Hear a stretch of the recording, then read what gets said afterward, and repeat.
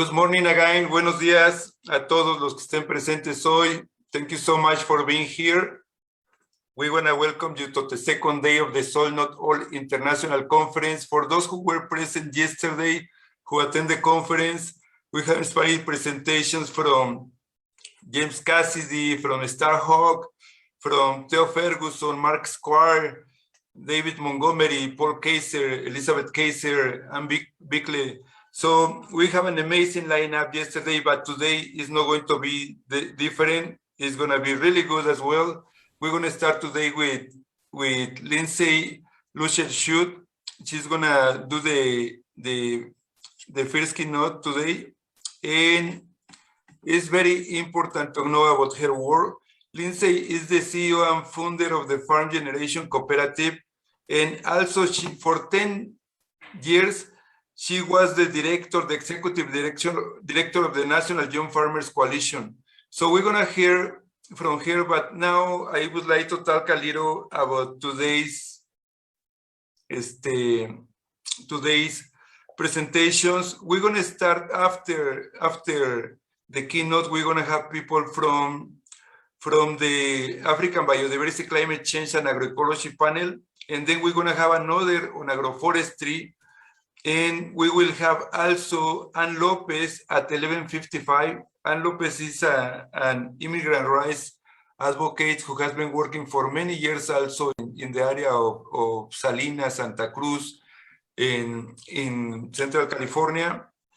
And I really would like to remind you that we are aware of everything, all the bad things that are happening, but we want to acknowledge all the good things that we can do. And this conference is about it. It's about practical solutions to climate change. What positive things we can implement in our everyday lives, and how we can make sure that we're gonna secure a livable climate for the future generations. So, another thing, I really want to thank again our sponsors, the people who have been supporting this conference this year, that are Good Earth, Natural Foods. They are in Fairfax and Mill Valley.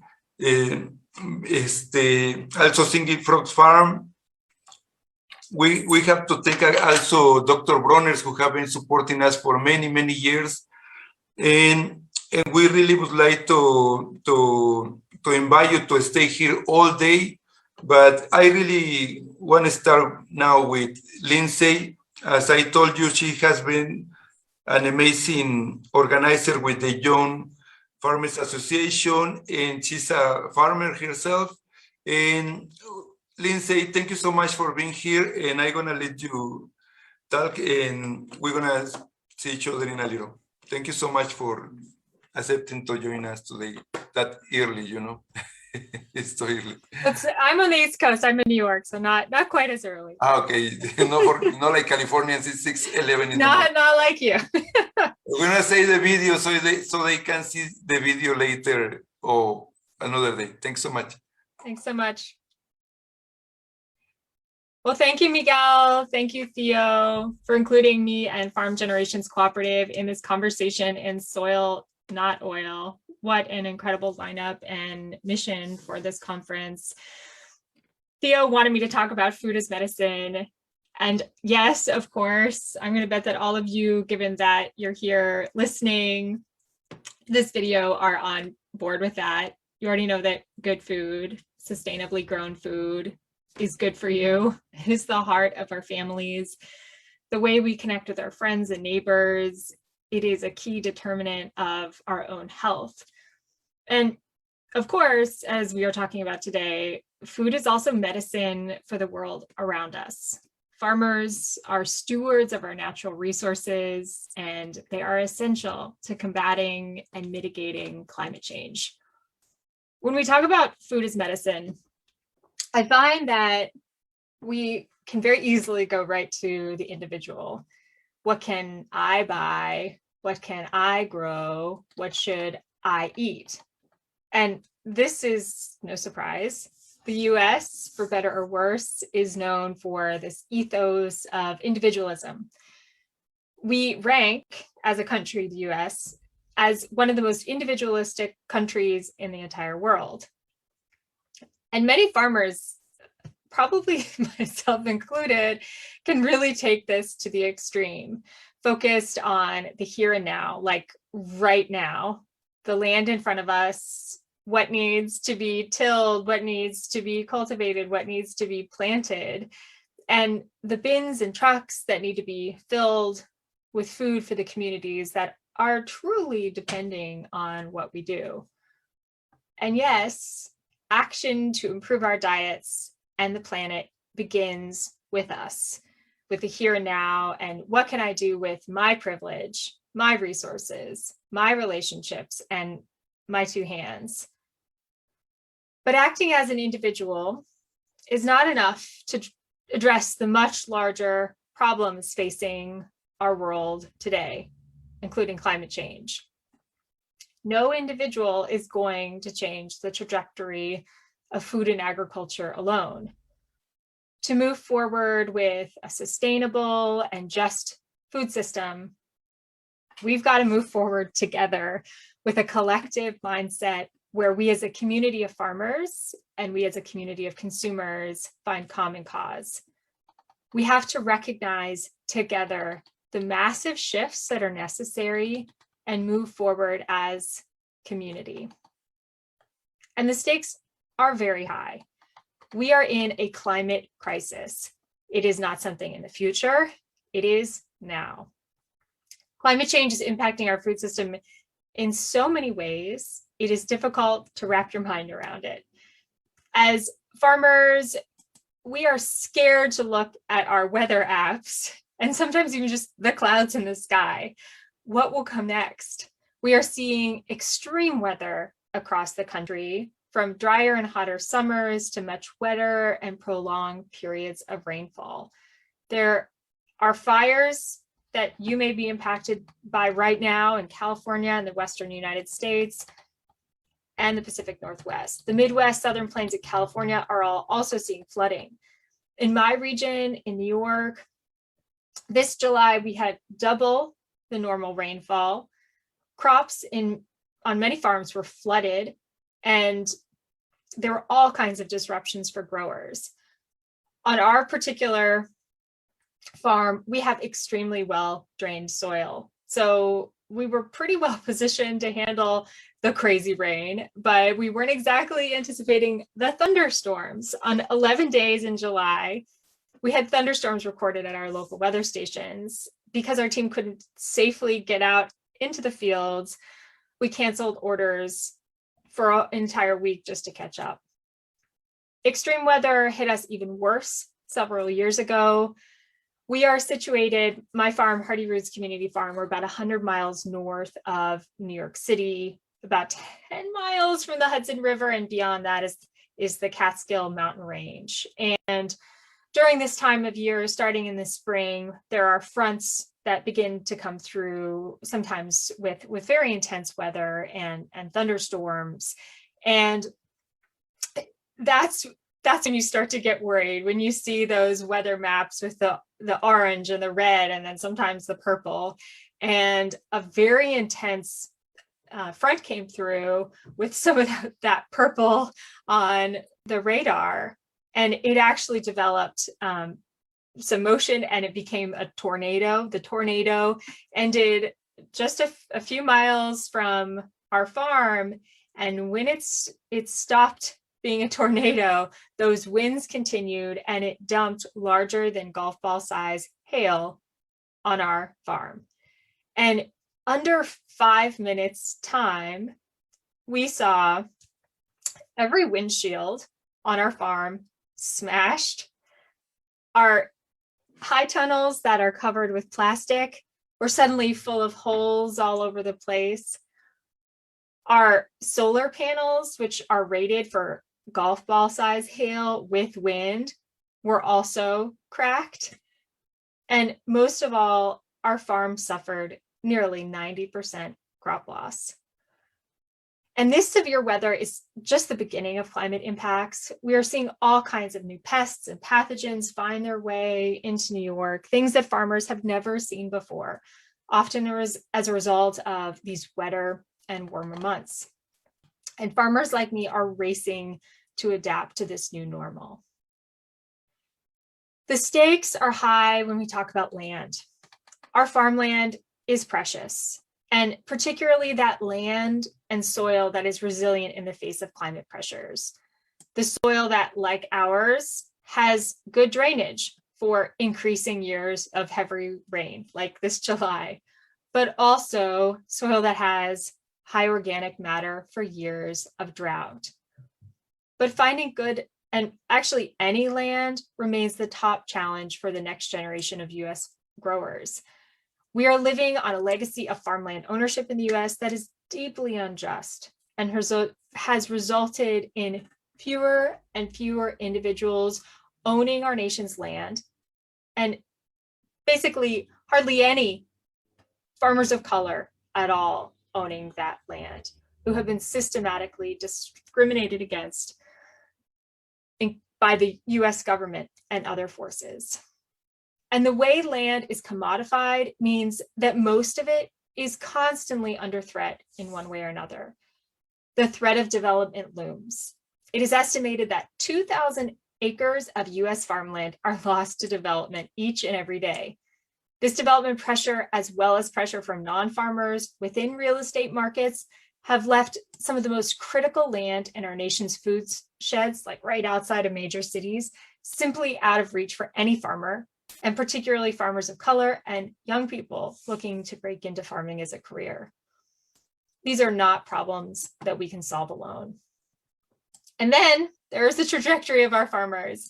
At Farm Generations, my primary focus is the economic well-being of farmers, and particularly farmers at the scale that I'm at, those that are selling to local markets and direct to consumers, the farmers that had our backs during last year's food shortages. While during the early 2000s, we saw an increase in the number of direct-to-consumer farm operations broadly, this was within an overall trend of a continuing loss of farmers in the United States. And it continues between 2007 and 2012, the country lost about 67,000 farmers. And this is a trend that is bad for all of us. The more farmers we have, the more resilient and strong our food system will be.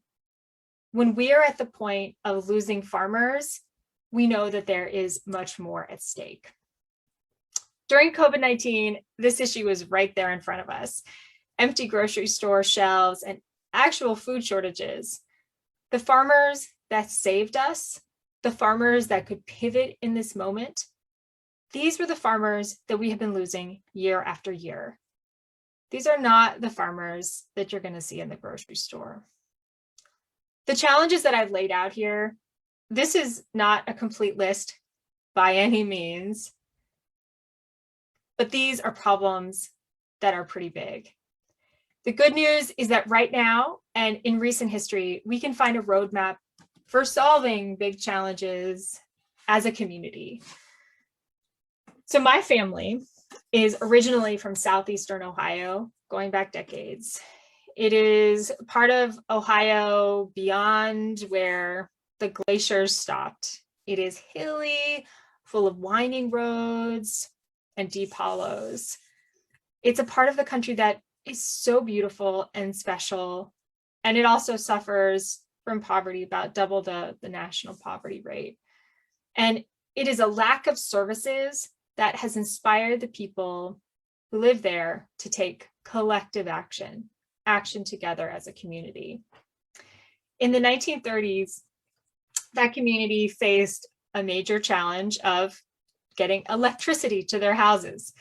At that time, nearly 90% of farms in the United States did not have electricity. The big power companies thought that it was simply too expensive to run lines throughout those hills. But meanwhile, the people living in those hills were left far behind. They had shorter life expectancies, poor sanitary conditions, and a lack of access to clean water. So how did the community respond? Well, they figured it out together. In 1938, a group of residents came together and agreed to organize the Buckeye Rural Electric Cooperative. And I'm proud to say my great-grandfather was among them. And then, by hand, they began to string up electrical lines with mules and horses. They strung up lines across 9 counties overall. And while this change is inspiring, what happened in that community, what was happening in southeastern Ohio was actually a nationwide trend that was backed by the federal government. Franklin D. Roosevelt passed the Rural Electrification Act. This bill invested more than $34 billion in nearly 1,000 electrical projects across the nation since its inception. And while private companies said it was too hard, it's too expensive, the federal government went ahead and specifically invested in cooperatives for the task. They went right to the communities and helped them organize new companies to do the work. These companies established electricity for less money than was projected by the larger national companies, and they were highly effective. So in the 1930s, nearly 90% of farms didn't have electricity, but by the 1950s, close to 80% of farms had electric service. So to shift our food system, the global trajectory that continues, we need to find ways to think bigger and bigger as a community. How do we maintain integrity in food and get the systemic change that is so desperately needed? We need radical coordination between community members, and we need resources to move big ideas with lots of people forward. There is progress being made, a way forward right now, but we need it in more places. We need to build community solutions and string up those electrical lines. For one, I'll say we need more community-supported agriculture. So I talked about climate change, the crazy storms that we faced on our farm. And, you know, the way that we survived in those moments has been entirely through community and relationships. At our farm, we sell the majority of our produce through community-supported agriculture. This is a marketing model where our customers essentially subscribe to our farm for the season. Our customers either receive a weekly or bi-weekly delivery of vegetables and eggs and sometimes fruit, and these deliveries are made to the places where communities have called us. In each case, a community identified a lack of food access and affordable food in their neighborhood. And through an intermediary organization in New York City, Just Food, we were matched with those communities to establish drop-off locations. Twice a week, we harvest food at our farm, and we drive it down to New York City to drop off at synagogues, churches, and community gardens. One of the core tenets of community-supported agriculture, CSA, is this partnership between community members and farms. It's more than a transactional relationship. It is a system of mutual support. So when we had this storm, this is a relationship that saved us. Because as a diversified farm, we don't have crop insurance for that 90% crop loss. It was the relationships that served as our safety net. We were able to essentially delay our subscription shares for several weeks and offer a longer subscription into the winter months, so we didn't lose cash flow for the farm to pay our employees. And perhaps the most meaningful thing is what we saw in terms of community response. CSA members from across the region who came to help us rebuild the farm. They helped us clean up the terrible mess of destroyed row covers and greenhouses, and then they actually helped us plant new seeds in the ground. I can't tell you how good it felt to know that we were not alone in that moment. That is the connection, the connections that we need in an era of true and growing instability. What is next? We can't depend on far-off food systems to withstand the shocks that are surely ahead. We need to manage our community risk, shore up the strength of our own food systems by a distributed and robust network of growers and food outlets. Secondly, we need community-supported land access and land protection now. There is no future for local farms in this country if we do not take action to prevent land from being developed, commodified, or sold to non-farmers. This is basic. So how do we do this? On our farm, it is again the community that has stepped up to help us gain land access. Land access was the primary challenge that Ben and I faced in growing our farm. Much of the land around us was already purchased by non-farmers and valued for development or as an estate. When we could pay like several $1,000s for land, the actual price was $10,000 or way more. And this was before the pandemic, before our particular region saw some of the most significant price increases for real estate in the entire country. So it's even worse now. So under those circumstances, how on earth do you get farmers on land? Well, you conserve it, protect its affordability, and protect it for food security. Anyone who thinks that we don't need regional agriculture, local farms to feed us, was not paying attention last year. Whatever the cost, we must significantly restrict development on prime farmland and put conservation easements on property that actually requires a farm business to be the sole owner. This kind of conservation easement, called an option to purchase at agricultural value, is essentially the gold standard for keeping land in the hands of farmers and protecting land that we need in each and every region of the country to protect food security. It's a simple concept. The community purchases the development and estate rights from the landowner, and the farmer is required to sell it to another farmer for agricultural use. It's defined as a farmer being someone who's making more than half their income in agriculture. And to broaden this, to make this approach work, you need action at both the local and national level, getting serious about land use policies and making sure that any public dollars for land conservation are tied to the productive use of that land. And lastly, we need to deploy more cooperation and more cooperatives in our food system.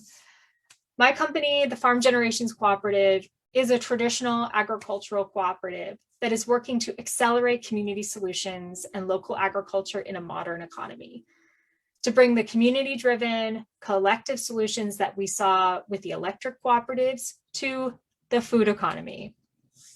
In 2010, I co-founded an organization called the National Young Farmers Coalition. This organization was initially created by myself and two other founders, and over time has now expanded to a national membership of thousands of young and beginning farmers. I was privileged to work with so many incredible people and farmers when I was at the coalition, but there was a continued frustration on my part and others as to the lack of viability that many of the farmers that we were working with were seeing. And we wanted to know just how we could help them in that moment. So we surveyed our farmers to ask them about how the coalition could help. What could we do to help them make more money today? And technology to make farm sales easier is what we heard. We didn't want to just narrowly focus on sales as the only and narrow goal. We wanted to go beyond, to build a company that would actually create a foundation for the future of agriculture from the bottom up. As we think about future solutions for what we need for healing, for good food, it is truly tempting to have like a very singular focus. We're going to solve this one thing. Thinking back to the electrical cooperatives, the first approach of the federal government was to work with national companies to get the job done, to get electricity to these households. And I mean, how much easier would it have been to fund that approach? It was so much more work to both fund and build cooperatives across the country to deliver electricity, the number of people that needed to be hired and trained, and just the coordination and logistics of a thing like that. I recently found an organizing flyer from my great-grandfather from the Buckeye Rural Cooperative, and it was for a community meeting. a community meeting with a bean dinner, a flower arranging contest, and even a beauty contest, which I'm not going to comment on. This was not like a corporate approach. This is an approach that brought along the culture of the place to the business of the place. It amplified and helped define the people of the community and actually gave them something to be proud of. In technology, and perhaps it is just technology, we can feel easily outside of our human and societal realms when we're building something, right? There's an approach to solving a problem at any cost. The problem might sound like, how do we help restaurants sell more? Or how do we help restaurants sell more during a pandemic? But the actual goal is to make the most of the economic opportunity of being like a middleman. A very good example of this is DoorDash. DoorDash is literally running independent businesses out of business with a slew of fees that they charge from marketing to delivery services. The minimal profit margin that restaurants generally count on simply evaporates. A Washington Reporter interviewed a pizzeria owner showing a receipt where the service took a 27% cut and the drivers making less than $5 per delivery. A former employee described the service like a payday lender. You feel like you're making money, but it comes at the expense of your future. That is not the model that we are looking to follow with farm generations. Cooperatives are a more complicated approach, but the amazing thing about it is with Buckeye Rural and others is by taking that approach, that holistic approach, they left a legacy of jobs and businesses and community pride throughout the areas where those cooperatives were developed. It was a long-term regional economic development strategy. And that's what we're building in Farm Generations, a company that is working in full partnership with the farm and the consumer. And you can leverage what we've built to grow your own community food system. You can invite any US farmer to create a grown by shop. And after they make their first sale, they can actually join as an owner of the company and a member of the cooperative. You can help us by helping to have those community living room meetings to organize your community, just like the rural electric cooperatives of long ago. Last year was quite an anomaly for local food sales and a wake-up call for so many consumers. Pre-pandemic, local food sales accounted for just 3% of all food sales in the United States. How do we get that to 6%? How do we get that to 50%? Well, we make sure that every person knows that local food is available, accessible, and delicious. So my message to you is be a part of it. Leverage our cooperative and the Grown By app, which is basically a way for farmers to fairly sell to every consumer in the US. Leverage that to build a fair food system in your own community. Host a meeting to help farmers show off the products that they have available and make a community commitment to support them and help their businesses grow. Look at the land in your community. Who is growing your food? Where are they growing it? What is the future of the farms that are producing now? And are they protected? Is that land protected? Ask those critical questions. And lastly, help farmers who are impacted by climate change disasters. Make sure that they're not one bad storm away from the end of their career. Because I guarantee the small farmers that you love, the ones that are following practices of deep sustainability, have very few protections. Reward them. Reward the farmers who are mitigating climate change through the practices that they're using. Show that there's a strong market for doing the right thing and partner with them to grow. And above all, when you find a solution that works, spread it, share it, tell people about it, and make it grow. Thank you. Thank you so much for having me.